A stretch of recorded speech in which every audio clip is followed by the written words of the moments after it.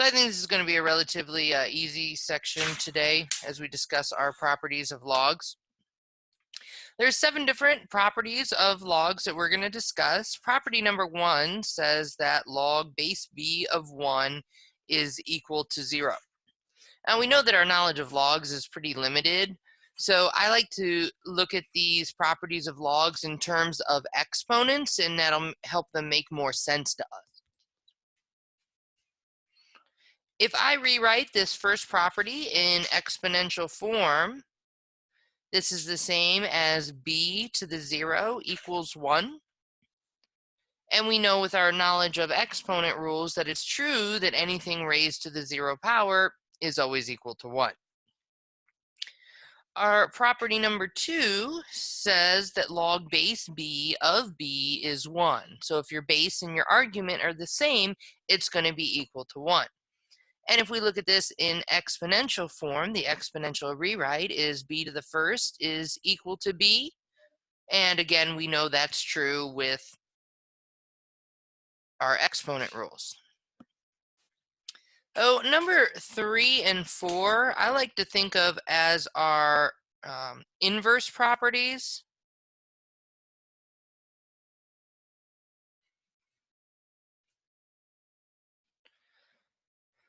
So log base b of b to the x is equal to x, and b raised to log base b of x is equal to x.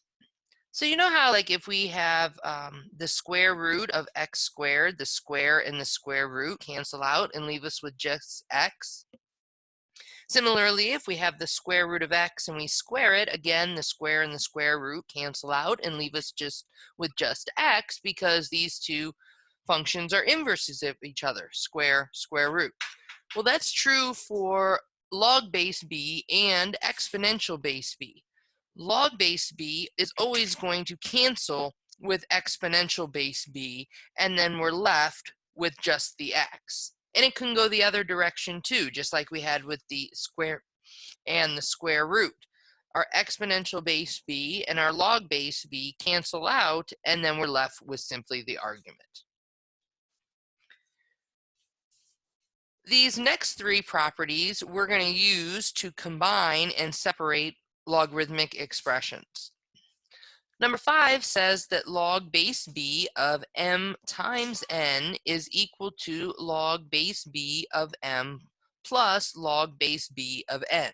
So basically, if you have a product in your argument, you can break it up into 2 separate logs that are being added together.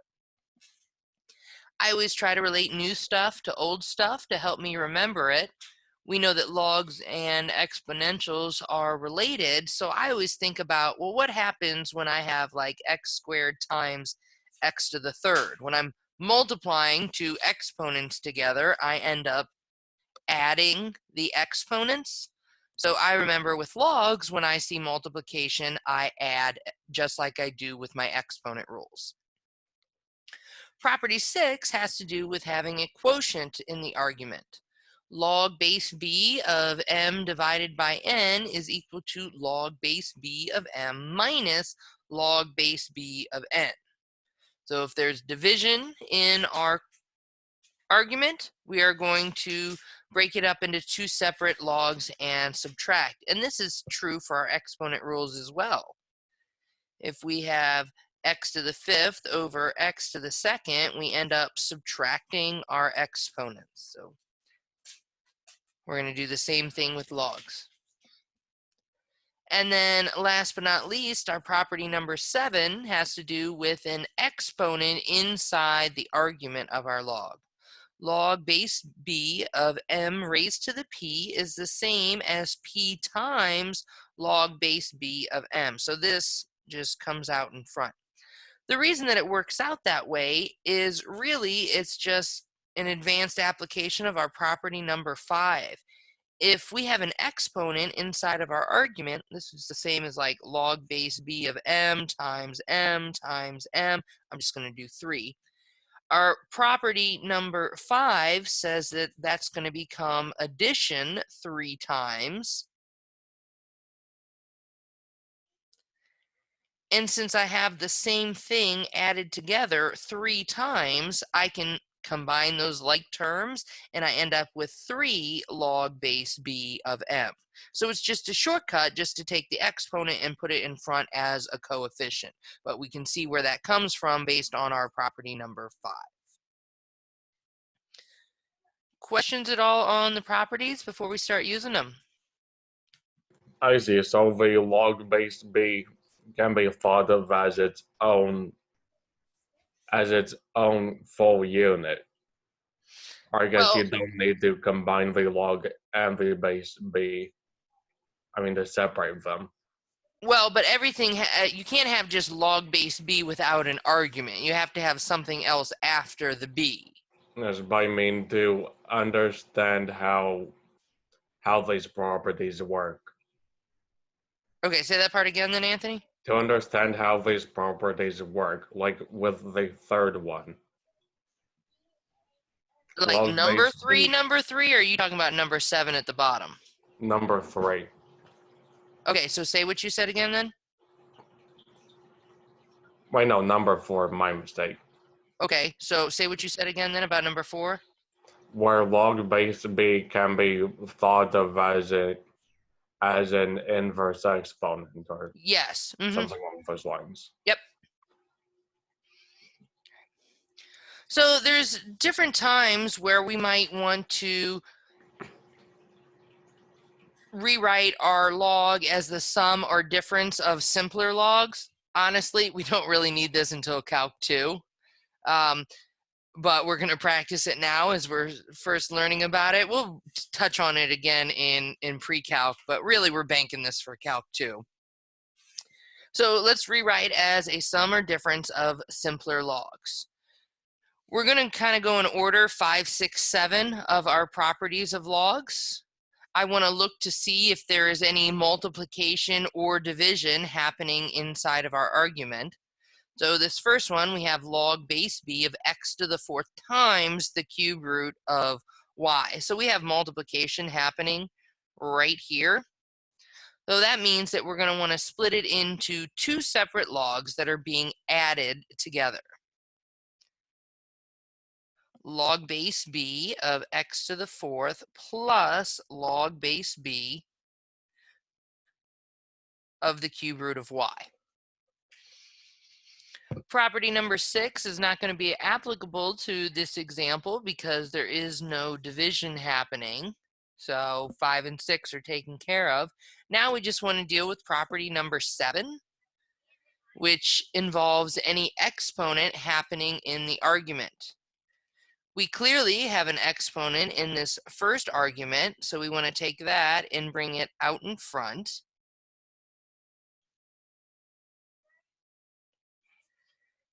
And our second argument, it does have an exponent as well, but it's kind of hiding. Remember that the cube root of y can be rewritten as y to the 1/3 using our rational exponent. So we want to take this exponent of 1/3 and bring it out in front. We get plus 1/3 times log base b of y. And that's going to be our answer.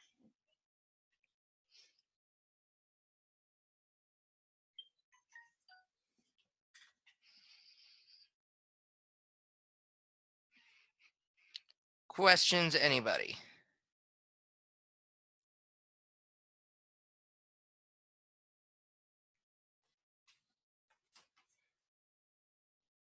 All right, let's take a look at the next one. We start by looking for any multiplication or division happening in our argument. Note, do we have any multiplication?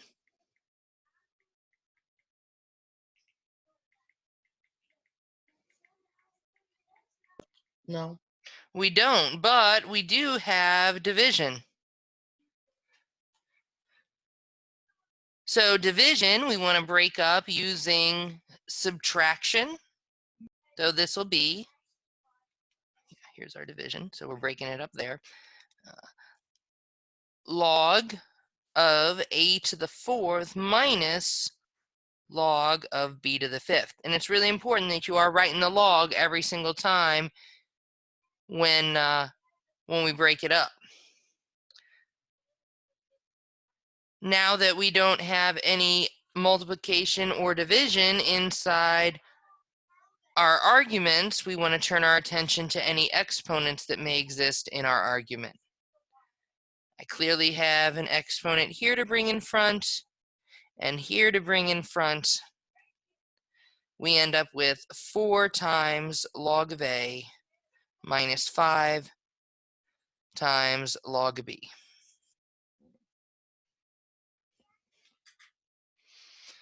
Questions at all?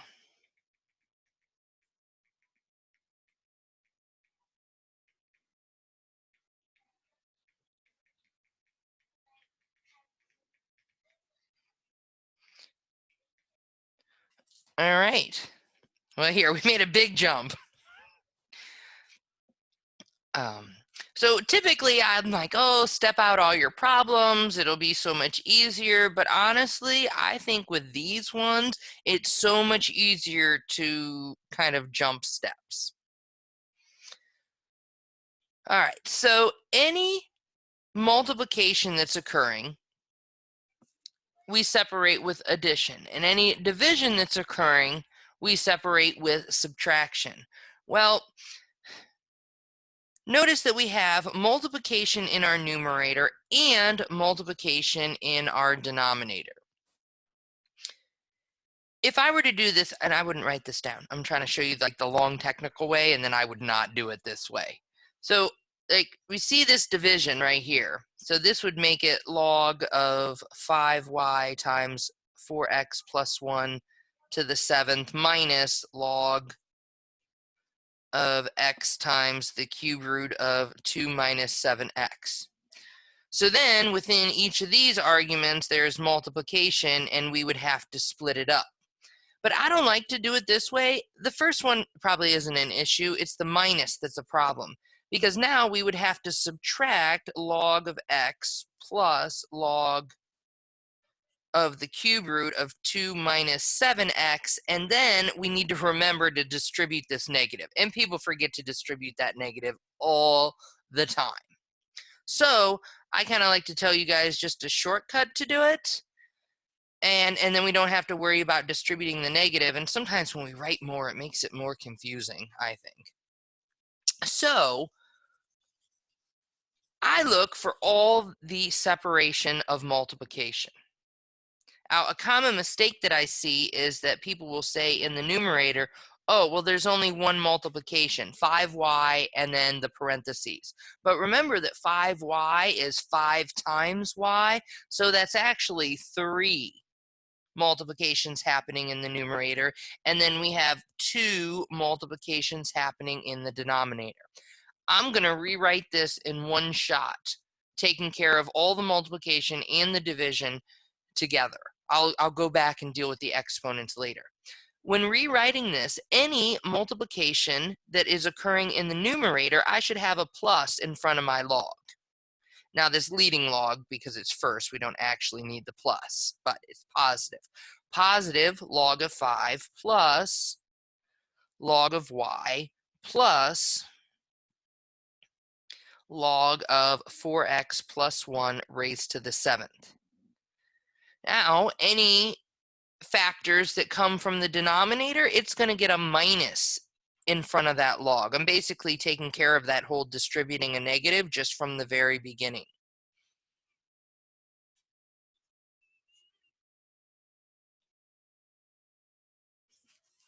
Any questions on what I did? If it comes from the numerator, it gets a plus in front of it.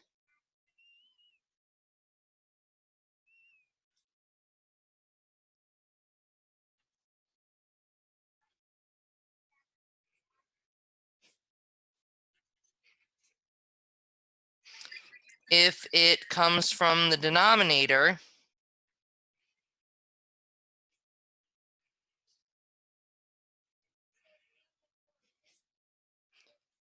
it gets a minus. Anybody questions at all on that? I think it's so much easier than trying to Yes, step it the out into multiple.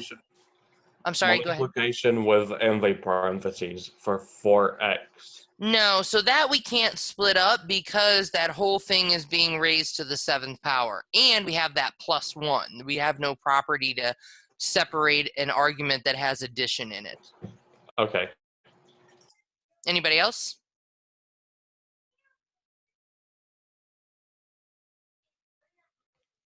Once we split up all the addition and, all the multiplication and division, now it's time to take care of the exponents. So any exponents that we have come out in front. And remember that this radical is a rational exponent, so that's going to come out in front as well. We end up with a final answer of log of 5 plus log of y plus 7 log of 4x plus 1 minus log of x minus that rational exponent is 1/3, so minus 1/3 log of 2 minus 7x. And that's it.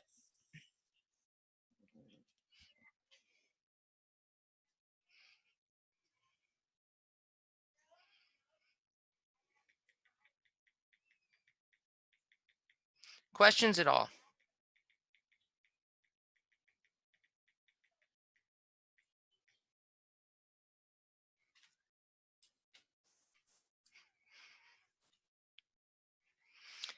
All right, well, let's go the opposite direction. This is the direction that we're going to be using in this course when we are solving logarithmic equations. Since we're going in the opposite direction, we're going to be applying those properties in the opposite order. So that means any coefficient we want to put as an exponent on our argument first, and then we'll combine the addition and subtraction. So first up, we have 2 times the natural log of x plus 3 times the natural log of y.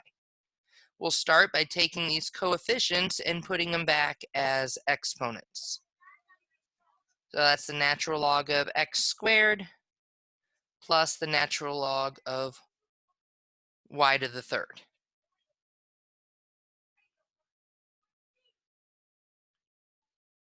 We have 2 logs that are being added together. Now, it's very important. Your log bases have to be the same. I can't do this if one's natural log and the other's log base 5.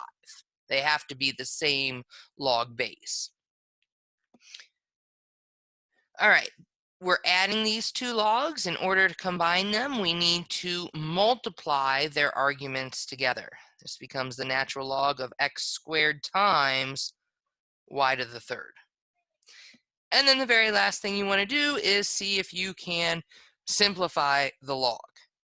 Can we do anything with x squared times y to the 3rd? No, because the two are different variables. Nope. So that's it. I mean, we could drop the dot if we wanted to, but that's it. All right, why don't you guys try the next one? I'm not going to break you out into rooms because it'll just take you a minute. Okay, so what was the first step that you guys did?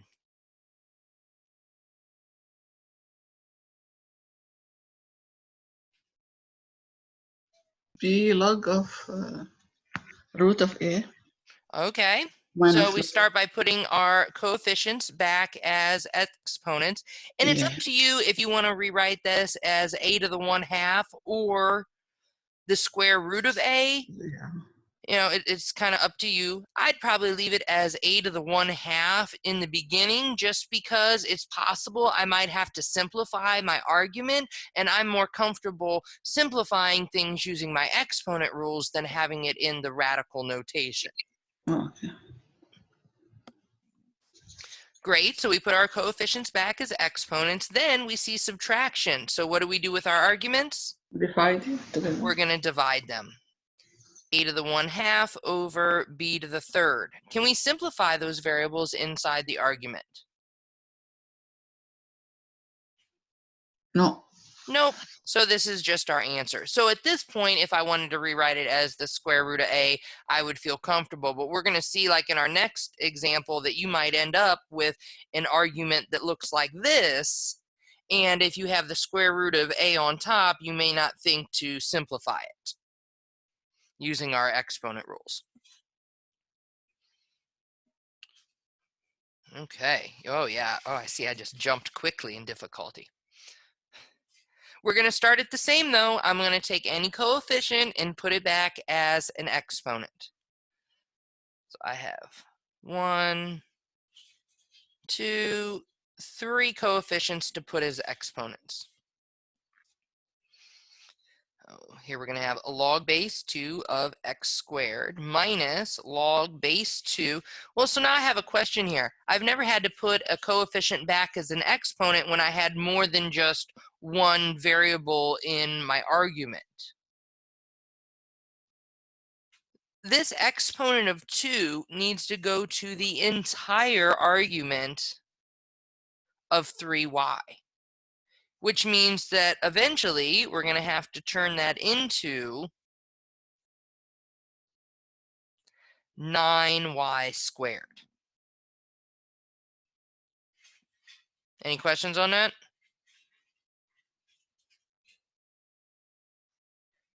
All right, well then we have the same thing happening with our third term. This exponent of 3 needs to go to the entire argument. And then we use our exponent rule, same thing that happened with the middle one, because everything's multiplication on the inside. We apply that outer exponent to each factor in our argument. This becomes plus log of 2 times x to the third, y to the third, z to the third. Questions on anything we've done so far?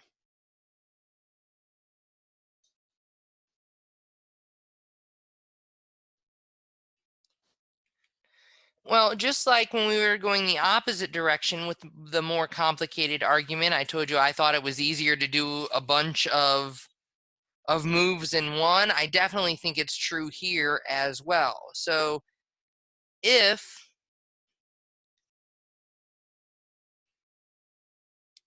it's plus in front of the log,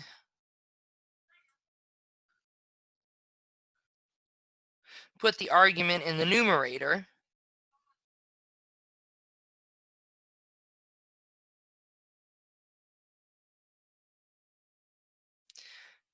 If it's minus in front of the log,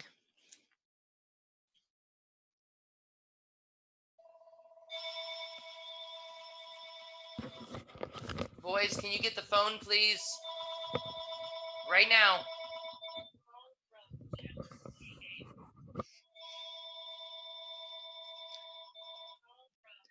We're going to put the argument in the denominator. I cannot take a phone call. Answer the phone. Okay. Or my kid just answers the phone and hangs up. Jesus.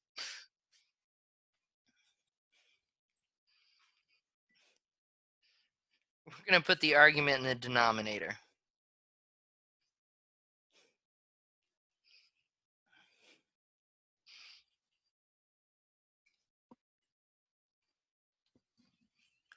All right, so that statement's going to make way more sense when I write the next one. So I'm going to combine these 3 logs into one giant log.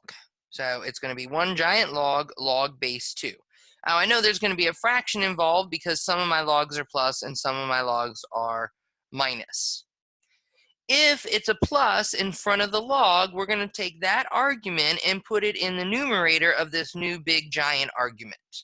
So our first one, log base 2 of x squared, that's a positive. Even though we don't see the plus, we know it's a plus. So x squared is going to go in the top.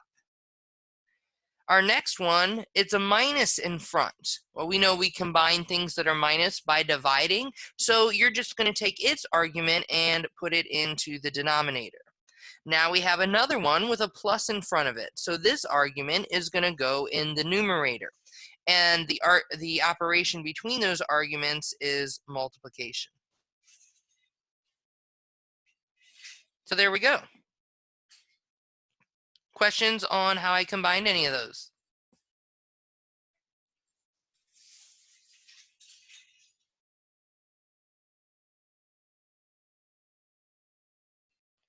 Well, the last thing we need to do is simplify the argument if possible.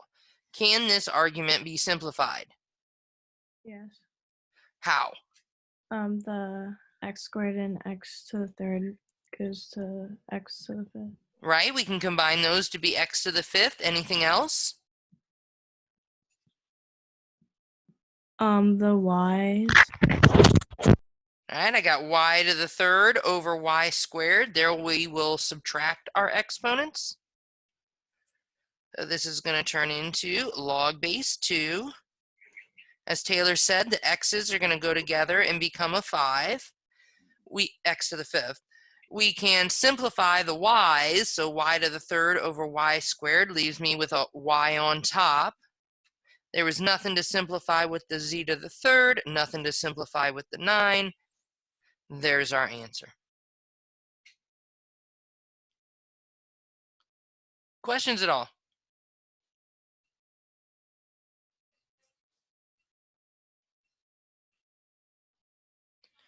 All right, so we have another one. I'm going to break you guys out into rooms to work together on this. I will give you the heads up that when you get to the very end and you need to simplify the argument, you are going to have to factor. I have a question. Yep, go ahead.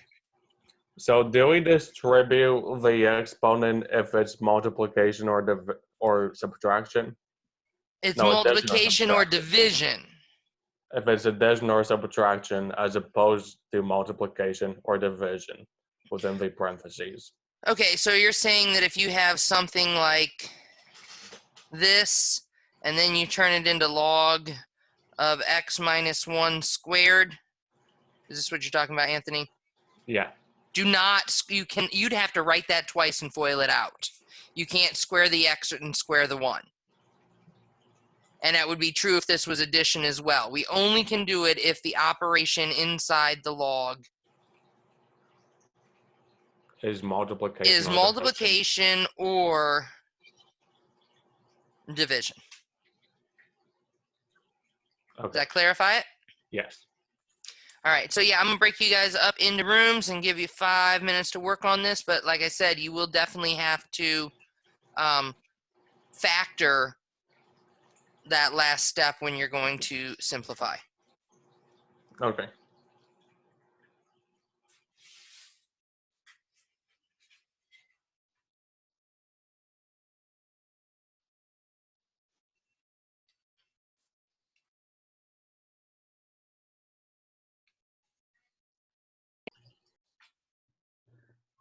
All right, so most everybody was able to get here, but now we need to simplify this rational expression argument. And the way that we'll simplify that is by canceling common factors, so that means everything has to be factored. X squared minus 4, that's the difference of 2 squares. And in the denominator, that binomial has a common factor of x that can be factored out, leaving us with x minus 2. Now, this x that was already on the outside is still there. So we now have x times x on the outside, which we can combine to be x squared. So this turns into log base 4 of, on the top, x plus 2 times x minus 2. And then we have x to the third, y to the third. And our denominator is now x squared times x minus 2. Is everybody comfortable with that? Yeah. And now it's time to start canceling or simplifying. So x minus 2's cancel out altogether. We're left with x to the third over x squared. And when we simplify that using exponent rules, we end up with just an x on the top. So everything in the denominator has canceled out. we're left with x times y to the third in the numerator times x plus 2. And I just put the monomial factors first because that's typically the way we like to write it.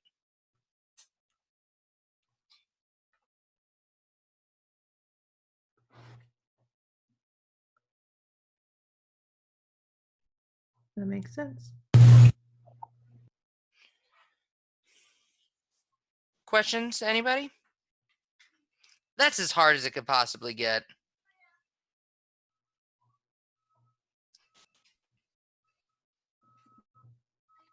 All right, we're almost done with today, and this would be the end of the material on our test that we're going to have next week. The last thing we have is our change of base formula.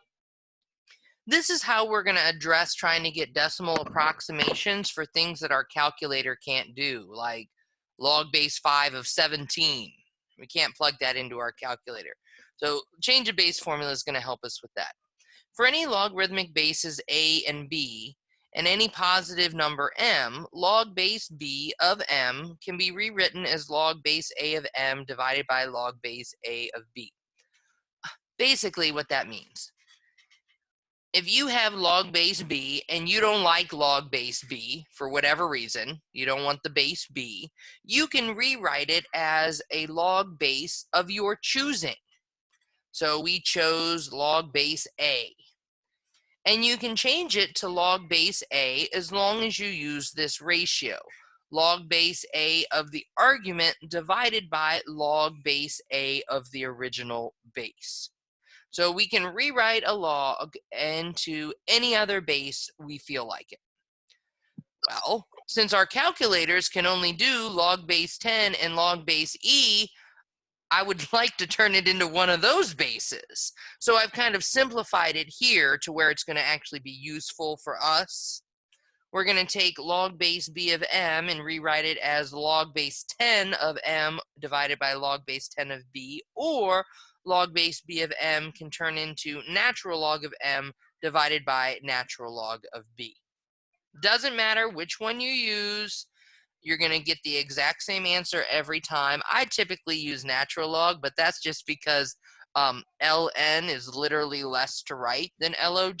That's honestly the only reason I use it. But either one, and I'll show you both ways. I'm going to have you guys plug both in your calculator so you see we get the same answer.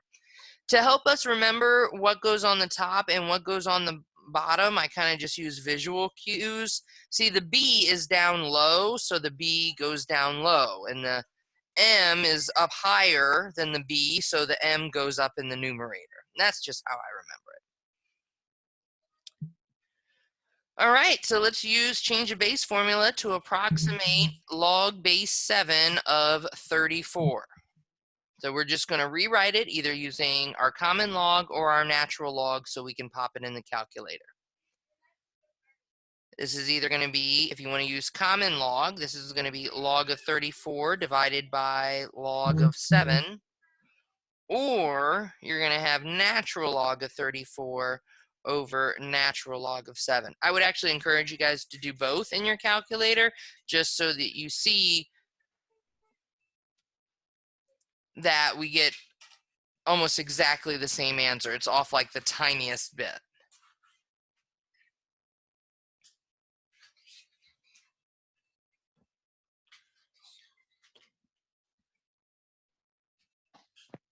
I do not have an answer for this. I know it's going to be like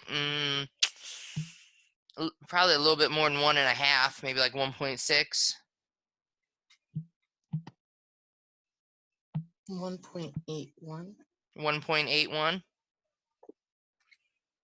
And Loren, which one did you use? Common log, natural log? Common.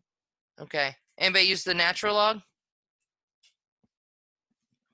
I'm doing it right Yes, now. I tried both, and it is that they are the same up to, from what I've checked, the 5 decimal places. Yeah, and in my math lab, because you may be worried, like, wait, what if I use the wrong one? And my math lab going to mark it wrong?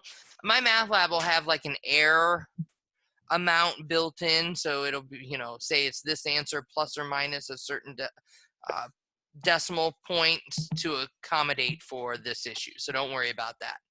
And I do the same on my answer keys. So there we go. Now I said that I thought it was going to be maybe 1.6 or so. The way that I got any kind of approximation is I did what we did, must have been yesterday, or not yesterday, but Monday, that I thought, well, 7 raised to what power equals 34? I know 7 squared is 49, so I knew I had to be less than 2, and I just, kind of guessed and said 1.6. But you can use that to check yourself to make sure that you didn't make some kind of calculator error. All right, let's try the other one. We want to find log base 12 of 2030. So that's either common log of 2030 divided by common log of 12, or natural log of 2030 divided by the natural log of 12.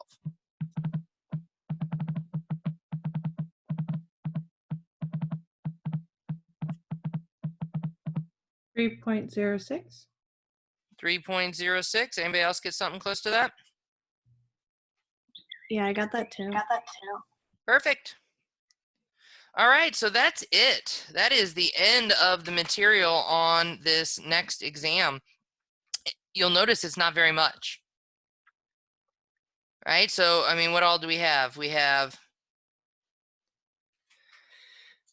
exponential functions where we graphed them and did super easy plug and chug applications.